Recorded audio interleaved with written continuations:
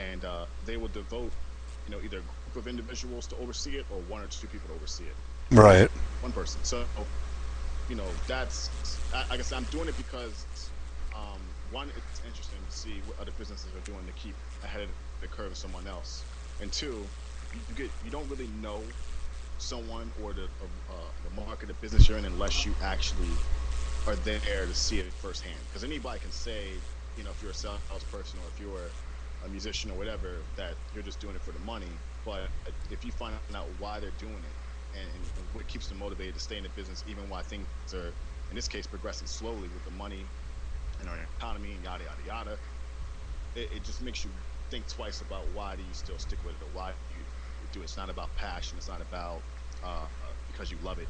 It's there's always different reasons for it, and that's why I do it. I just like the idea of being intrigued by working with different companies. How long are you gonna be doing this for? Since high school, so about 2003. So is this like gonna be your career for life? It's not. I wouldn't say for life because it's like anything else. This job that I do, like I said, it doesn't really pay the best in the world. Right. So eventually, I'm going to have to make up my mind. I mean, right now, I got other things going on, but I don't want to broadcast over the air, for personal reasons. But like I said, when the time's right for me to do what I think is best, and I'll take that leap of faith. But right now, I just am in the working force like everybody else who, fortunately, still does have a job, and I go from there. I don't get greedy with my money, or I don't get greedy with the fact that I'm able to work. Because like I said, there's people out there who don't even like work. Can't. Like the Jersey Shore idiots. Like those Jersey Shore idiots. Yeah, they don't work. That's work. That's Yeah. work. So, Shit, well, what made you want to be on a talk show? Like just for like fun, like to see what it's about, or? well, no, because honestly, it's funny how I actually found your talk show. Like I was literally at work looking for another, sublet job, Yeah. and I was like, okay, just for shits and giggles, all the cool jobs are posted in the most awkward place on Craigslist. So, That's true. Yeah. and it's like, so I was like, okay, and I usually look in like gigs or talent or something or like a writer. Yeah, like something creative. So I clicked on talent, and sure enough, I saw the header, and I was like, blah blah blah blah, Howard Stern, click. That's all I took. Yeah. So, but no, like, I got, like as you requested, I tuned into your website. I listened to the playbacks that you had on the main website, and also on the main channel where you stream from. Yeah. And I was like, it's a pretty cool show, and I like to be a part of it. Thank Because you. I mean, aside of what you guys talk about, I'm sure there's other, who doesn't like an open form of opinion and discussion with someone else who, from, they're from across the city or across the country. I mean, on this show, you can bring up anything you want, politics, comedy, whatever. It's a comedy talk show, and the nature of myself is to joke around. Definitely. So, even when a person's trying to be all serious and everything, I still like to joke around and stuff, keep things light, keep people interested.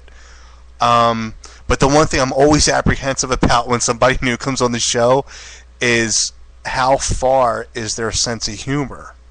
Like, can you take like racist jokes and all that stuff? Yeah. Okay, because I mean, I rip on everybody. I treat everybody equal. I don't discriminate against anybody, which means, I'm Italian and Irish, so I bust on Italian people, Irish people, black people. My girlfriend's Latina. I talk about Mexicans, midgets, retarded people, anything. But the thing is, though, is that I want people to understand that this is just all friendly, good humor. It's not that I'm trying to make anybody feel bad. Well, no, that's cool. And again, like I said, for me, it takes a second or two for my sense of humor to kick in. Right. So if it seems like coming off too serious, you're like, dude, this guy's fucking boring, blah blah blah. So it's like, it really depends. Like I said, if we switch up a topic on whatever, usually I need to find, I need to have a top discussion to talk about. So, All right. it is pretty tight. Here's something for you right now. Beyonce, $50 million for Pepsi. Seriously? What's that about? Now they got her face on the can. Do you really think that's going to draw people to drink more Pepsi? Her face? I didn't even know that her face was on the fucking can. It is. Yeah. Really? Yeah, that's her face. I mean, I don't know if you've seen the can lately, but if you see a face on it, it's her face. You said $50 million, 50 million. 50 and then 6 zeros. and then you wonder why the economy is in the fucking shitter, right? Yeah, you know, I didn't even think about it. That's a good point. That could go to the Sandy victims. Yeah. Well, no. See, there. No. See, you had it. I still can't get over the fact that $50 million just for some sponsorship. Right. I don't. Straight up and down, man. First of all, I don't like Beyonce. We'll get that out the way. Physically or musically? No, physically she's. You know what? No, physically. All right, all right. Like, Let me ask you this: if you saw her in a club, would you come up to her? hell no. You want to go up to Beyonce? Yeah, I'll pass on her. Really? She's in a heartbeat for two reasons. She seems like she's one of those pompous, like, cunning girls that's like, I'm pretty and everybody deserves to like kiss the ground I walk on. Like, bitch, I'd go under your fucking hills and split you bitches down. All right. What if she wasn't Beyonce, the superstar? Just I still wouldn't talk to her. wow. I'm shocked. If I was single, I would. Would it? I'd be like, "What's up, baby?" You know the problem is though. It's probably because of the fact that I've been around so many types of girls. Yeah. I'm sure motherfuckers are listening right now like this guy is bitter, blah blah blah blah. Nah. But It's still, all right. All right. you know, It's good. you know, what it comes down to is you just know that if you try to talk, like even if, like you said, if she was a nobody, if she was in a club, even if she was standing by herself, Yeah. I don't have to talk. I wouldn't talk to her because for the fact that 50 other motherfuckers are gonna try to talk to her before me, and if she shoots all them down, no way. Well, you got to make yourself stand out. There's only but so much you can do in a dark room with a bunch of alcohol and cigarette smoke. Yeah, that's true. I mean, you're limited, like, by your odds of trying to impress somebody after the first 30 guys have failed in a situation like that is like you winning the Powerball. You should have. What you got to do is you got to come up with a line that sincere yet humorous and yet stands out that no one else is going to say to her to grab her attention.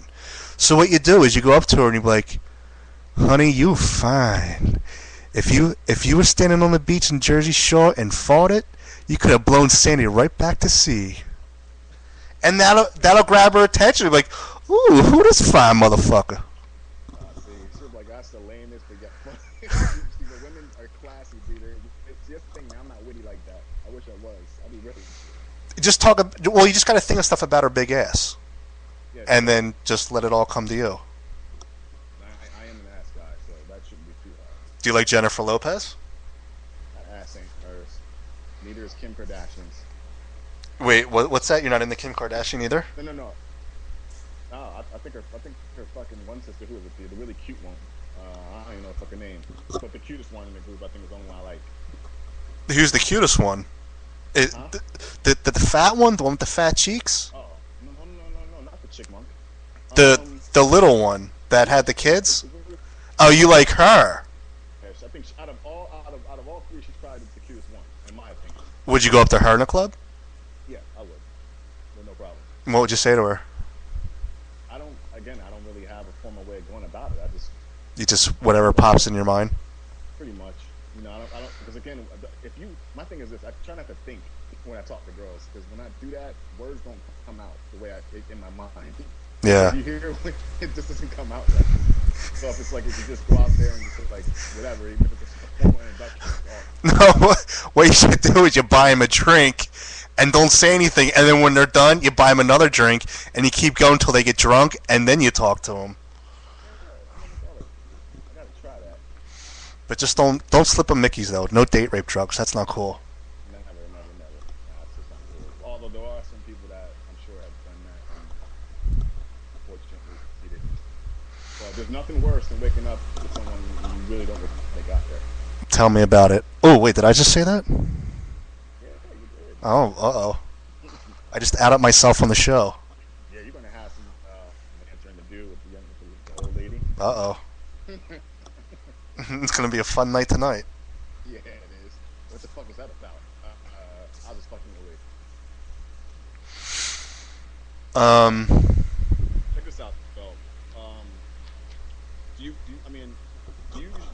follow the news at all, roughly at all? Kind of, sort of. I mean, like the big headlines, I'll pay attention to some, but I don't watch the news on a daily basis because it's like all killing and stuff like that. I don't want to, I don't want But what to hear all about that. I've been wanting to talk to somebody because it seems like you have a pretty general understanding about a lot of things. I do. I mean, I do. Yeah, you're right. Yeah, he's like, I do. Where's your confidence at, buddy? But nah, the whole fiscal cliff, man. What's your approach on that shit? All right, just between me and you, Hmm. I don't even know what fiscal cliff means. I hear it every day. Even my girlfriend mentions it. I don't know what it means. What is it? Again, this is just based on what I've heard or read, but basically, from what I understand, again, I'm probably gonna have somebody chime in and say that's not the way it goes, but Okay. um, to my knowledge, it basically is we're approaching a point where all the money that this country is either racked up in debt, whether it be from all the stuff that we loan from other countries. Like for instance, a lot of stuff that we have in this country isn't really ours, and we're still on loan with other countries such as China. Yeah. Does it? Practically, Yeah. I hear jokes saying like China owns the country or whatever. yeah, they practically do. I mean, Okay. if you look around, most businesses, about 75% of most businesses, big and small, are owned by someone who doesn't even live in this country. Right. So you got, and just keep in mind, we're the only country in the whole entire world that has a bank that we can't even get entrance into. Right. You know, so basically, in a nutshell, the fiscal cliff boils down to the fact of all this debt and who's going to pay for it. Really, is what it comes down to. Okay. So, with it being put in place, I guess at this point, and again, I don't really follow politics to a degree where it's like I know, like some Rush Limbaugh bullshit or whatever that crap. Yeah. But basically, what it boils down to is we're at a point now where we're just financially fucked. That's what it comes down to. Right. And now, from a political standpoint, they want someone to pay for it. Now, what's being approached here is they want people in the middle class versus the upper class to find a way to pay for it. Now, let me ask you about this statistic. Can you tell me if this is ass backwards or not? Okay. Based on this right here, they said that anybody who clears 200, I think it's 200 or 250, I think $1,000 a year Mhm. falls into that 1 or 2% issue, and everybody else below it, it's middle class or below the norm of what you make. Now, here's a number that I was doing some research on my own, and just in this country alone, only about roughly like 3% fall into that tier, that 250 or $200,000 a year, section there. So that wouldn't be enough people to make up the difference of all the debt that we acquired. So ultimately, it's going to fall on anybody else who makes less. Yeah. So they suggest that we increase taxes, which I still never understood the concept of. With that tax increase will help minimize or at least lessen the blow over time with, I guess, your kids having to take the bulk of debt to pay for the debt for other things like Social Security and yada yada yada. Yeah. So if they don't come to an agreement within, I think, 20 days from now, that fiscal cliff, as you will, if that's what they're calling it, it's not met to an agreement where both these parties, Democrats and Republicans, which are right now neither one of them, come to an agreement, and basically we would have a pretty traumatic financial issue where it won't even, be spent in some cases where it can just affect everybody. Like, you see the rises of food and certain things like that. It doesn't make any sense, and so they figured if they can just make us, people who don't make that much money, pay for something that we had nothing to do with in the first place, that'll take care of everything. And then they're making it even furthermore worse because they're spinning it off to appear as if the people who are under that middle class or below average class Hmm. is responsible for this fiscal cliff we're approaching, and that's not even the case. So there's a lot of mixed messages, but the premise basically is we're in trouble with financially. We need somebody to pay for it. Hands down, who's going to pay for it? Rich or poor? Well, here's what I think. I think if we're in debt, then you get Warren Buffett and Bill Gates, and you light fire under their asses, and have them cough up some billions of dollars. Let them pay for it. And I think that's kind of the proposal they're trying to put out there. And oddly enough, some people who have that type of money Yeah. don't mind putting up a little bit of some money. They don't like they can do it. Well, that's what I'm saying. I mean those two personally. Like knock on their door and say, look, here's the debt. Here's how much money you guys have. Here's how much money you guys make in a year. You could pay it off in no time. So why don't you help us out and just pay it off? Because I mean, look, the one of them's got, say, what, $60 billion. Say, hand over 59 billion. You know? You're stupid. Yeah, because I mean, what's your complaint? I only have $1 billion left. I mean, that's how I would approach it. I wish it was that simple. I don't understand why it can't be though. I mean, just make a phone call. Because you know how it is. Because like I mean, once you have money, like even if you work a job, let's take a premise of a basic job. Yeah. You know, you worked your ass off. You worked your way up the rankings. You know, you're getting a little bit better money now. You can finally go buy that purse your girl's fucking nagging you about. You're a lot more established now. The biggest fear, and it's not even so much of a fear, but it does boil down to a fear, is now you don't want to lose that status of income that you worked your ass off to get. So if someone's like, "Hey, Dom, you make, you know, $2 million a year. Yeah. Would you mind sacrificing, say, half of that to help us out, even though we don't care Well, about your food?" well, that I would, because I'm only left with 5 million. Right. But these guys are only left with $1 billion. Billion. Yeah, I know. Start to the big. Right. So, but I mean, you could go different ways about it. Like when they killed not Osama, the other one, Hussein. Same, yeah. Why didn't they just go to his palace, start chopping shit down, and selling it on eBay? Because half the shit that he had was from us. I guess, but you can still sell it on eBay though. That's true. Nobody has a rocket launcher, so yeah, I got a point there. Or a gold toilet seat. Yeah, that is. You know? Yeah. I mean, who wouldn't want to put their ass on that? Right? I'm sure some sick guy out or girl out there would pay, a couple grand at least. Yeah, just take one epic shit. Yeah. Right off your bucket list. Or better fact, add it. Well, somebody out there might buy it and they might smell it. I bet you they would. I'm sure they would. I mean, look, if people buy fucking used garments from girls across the country or from across the world, I'm sure they'll sniff the shit out Yeah. of their seat. I just learned last summer what soiled panties mean when guys buy soiled panties from girls. Do you know what that means? Hence the name soiled. Yeah, but have to know it. no, but I mean, like, what is it specifically? Do you know? No, like personally, no. I've heard of it. I mean, yeah, from what I understand, I think it's when girls either. Gad, you could say it. There's no censorship here. I guess when girls either they don't wipe a little bit Okay, all yeah. that shit. Yeah. Okay, that's what I thought. I thought it was duty and pee-pee. Okay, or if you get wet. Well, yeah. Okay, well, that's what it really is. I thought it was like, going to the bathroom. It turns out it's actually when a girl has an orgasm, they, use their panties to wipe it, and then they sell it. So it has nothing to do with duty and wee-wee. It's just all orgasm. Yeah, but for those who are into that type of fetish, if you will, that's that's something that's big money. What, the duty and pee-pee? Well, I'm sure that's another fetish too.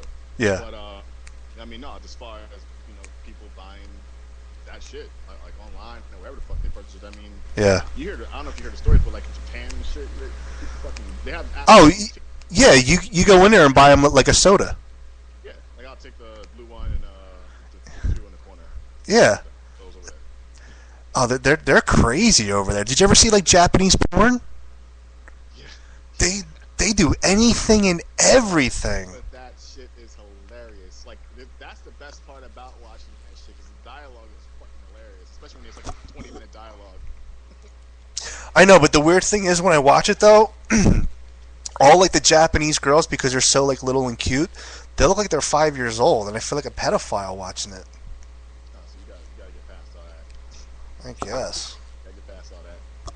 Because like the moment you start thinking like that is like the moment you just get turned off from the whole entire concept of porn entirely. Like Yeah, then I might as well throw the computer out the window, because what else good is it?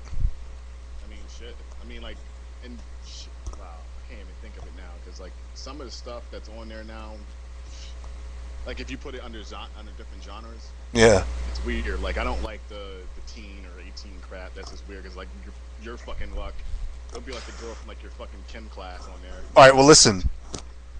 Well, oh, okay. No, you know, I was going to say something to make you safe and to see if you can be more honest. But I was going to say, porn to do a porn, you have to be 18, right? To actually put it out there. Yeah, you have to sign a consent form to do it. But A couple of things yeah, but you have to be 18, right? That's like the minimum age. to shoot it. Yeah. Okay, because the age of consent is 16, and that's what I was going to say to you. So if you said, "Oh, you like 16-year-olds," I was going to say, "Don't worry, you won't get in trouble," but I guess you would. It's the same premise. You can be 18 and work at a strip club, but you can't drink until you're 21. One of my bar backs I work with, she was 18. Get She out, sold alcohol. get out! Really? You can work in a strip club at 18? Yeah, there's two girls that work there. One girl, what they do is they make the girls wear a band. I know they change it, but they wear a band on one of either wrist. Okay. That band's basically a telltale saying she's under 21. Now, are they allowed to strip or just serve alcohol? Wow. Strip your ass off. This is how it is. It's that when they know that particular girl is on the floor, Yeah. rounds, wherever it is she's doing, they have to keep not really keep an eye on her, but they'll like if a bouncer or one of the guys are on the floor, and they notice that particular girl's up near to one of them, they'll keep an eye on the guest. Okay. So if a guy's like, "Oh, let me buy you a drink," they won't really like fuck up her groove, but they'll watch her and see if she's gonna take it, because they can't stop her in theory. Right. But come time to end of the night, they're like, "Hey, did you blah blah blah blah blah?" If she lies, and they look at the tape, and then boom, she's out of a job. So Yeah, that's true. So they don't have the girls. They'll have the girls wear a band. Yeah. And there's some girls, like I said, there was one girl that worked there. She looked like she was over 21. She had a body of so I didn't know, but that band was a giveaway, and she was honest about it. Yeah. But so ever since then, every time I see a girl that was floating around with a band on the wrist, she just obviously didn't drink or she was underage. Wow. So 18-year-old girls can work there and they can serve alcohol or strip. Right, but they can't consume it. And they can strip completely naked? It depends what club you go to. But what if it is like a full naked club? An 18-year-old can work there? That one I'm not sure, because when I worked at the other club, that wasn't all nude review for the girls. I didn't see anybody that was under 18 that I noticed or that I ran into when I worked there. So no. Yeah. If it's just strictly a topless one, then I don't think it's a big deal. It's just tits. Like, it's not a big deal. When you worked at the club, did you jerk a lot? Nah, didn't have time for that shit. I'm not talking about at work. I'm talking about when you went home. You must have blue balls all the time. Not really, nah. Honestly, never. Because I guess at the time I had a girlfriend, so it really wasn't a big deal. I just took the aggression out on her. Yeah, good point. Yeah, I used to do phone sex for a living. Yeah, I used to be a phone sex operator. That's why my performance was so stellar as the girl in the club just a few minutes ago. But That must have been infamous, dude. well, that's the thing, that's why I'm bringing this up, because I just asked you if you jerked a lot, but everybody always asks me the same question. Oh, do you get horny when you're talking? You don't. It's just a job. Yeah. Don't get me wrong.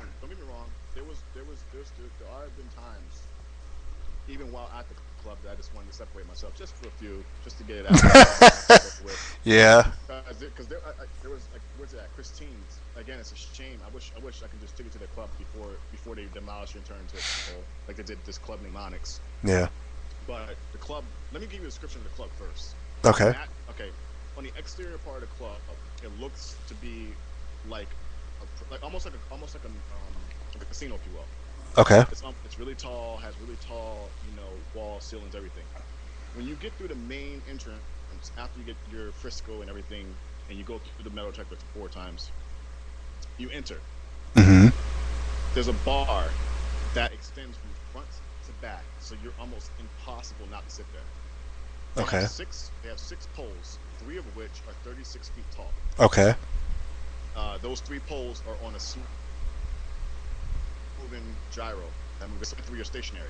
And Mm-hmm. the girls that work these poles you're more impressed about what they can do versus just seeing them naked. Mm-hmm. That's how stellar it is. It's a bi-level club, so you have up like stadium-like seating upstairs, and you have other seating around and big TVs, and then the best part of that club is the actual private rooms to do your dances, or the girls to do dances back there. Right. Um, most clubs, like, well, I think they changed it as of recently, but some clubs have shitty ass fucking lap dance rooms. Mm-hmm. Chairs are all fucking hard. It's like being in a jail cell. Whereas here, you have lazy boy recliners. Oh my god. Yeah, I mean, and here's the best part: you go in there each time a dance happens, or when one's completed. There's usually somebody on standby to clean these chairs. Yeah. But and they, you pay for your dance however you want to pay for it. It can be per song or by session. Most guys do sessions. Sessions can last up to about a half an hour, so you're looking at $250. Mm-hmm. But and if you really want to show how much money you got, you could do a double session which brings two girls, one chair, blackout rooms, and that's it. Just you, the girls, and that's it. See, I wouldn't even only be worried about the furniture. I'd be worried about the air. Like, what if something's airborne?